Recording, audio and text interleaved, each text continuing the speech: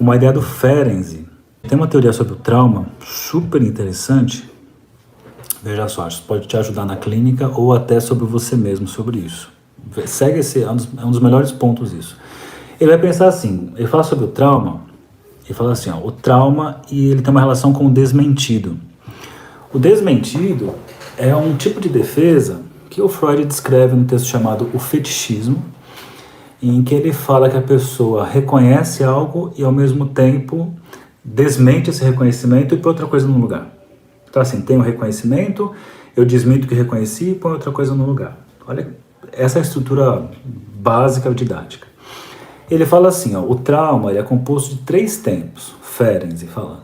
Ele fala, existe um primeiro tempo, que é o tempo do indizível.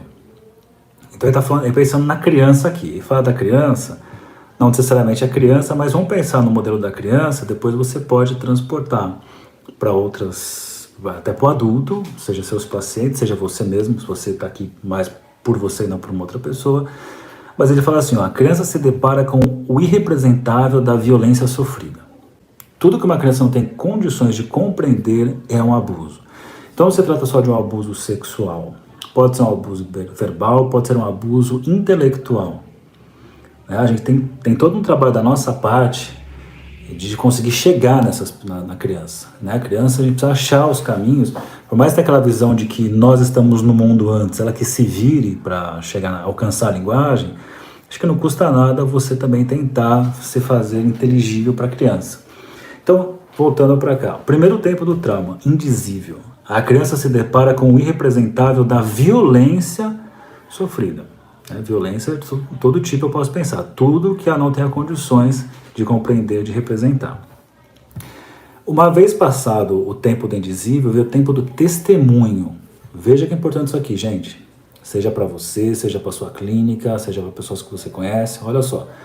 Tempo do testemunho. A criança busca auxílio de um outro, em quem ela confia. Porque ela passa por isso, ela não consegue entender o que aconteceu, ela silencia. E aí então, se tudo deu certo, aí o Winnicott vai dizer assim, já tem que ter sido construído um ambiente confiável para que a criança vá. Mas assim, a criança vai buscar esse outro em quem ela confia. E aí vem um probleminha, olha só, que é o tempo do desmentido, que vai criar um ciclo vicioso, que é o seguinte, ela vai buscar o reconhecimento do seu sofrimento, que ela passou por algo dessa ordem, só que a sua experiência, ela é recusada. O outro que ela confia não reconhece esse sofrimento.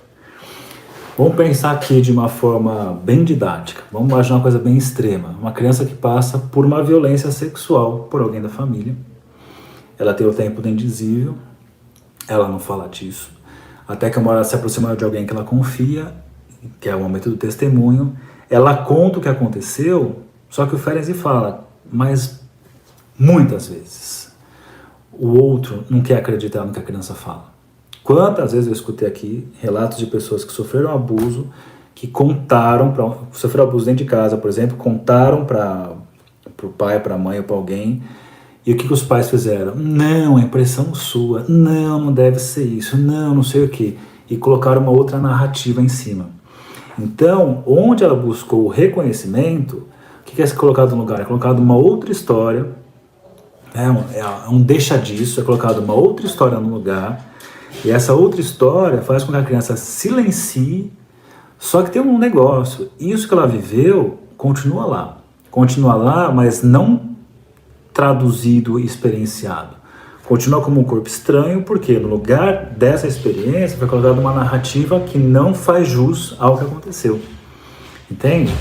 Então assim, eu acho que isso é muito legal, quanta coisa você pode tirar dessa estrutura aqui, desse raciocínio básico, não básico porque é fácil, tá? Porque eu peguei um autor super complexo, que é o Ferenczi, eu peguei um trechinho da sua teoria, e desse trechinho, eu falei, o básico é isso, esses 3 pontos, os 3 tempos aí da experiência traumática, quanta coisa você pode tirar daí.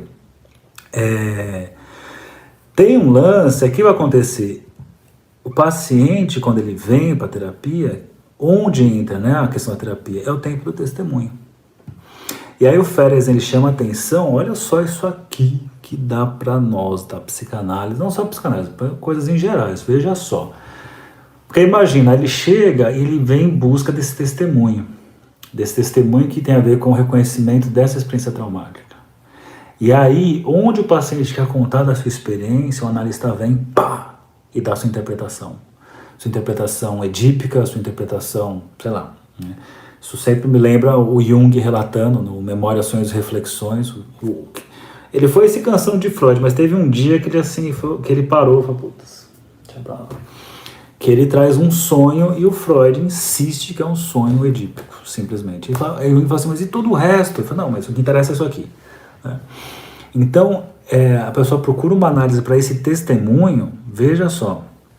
E aí pode ser que o analista, ao invés de ir para esse lugar de reconhecimento, o que ele faz? Ele vai lá e coloca uma interpretação que vai funcionar com esse ciclo vicioso do desmentido.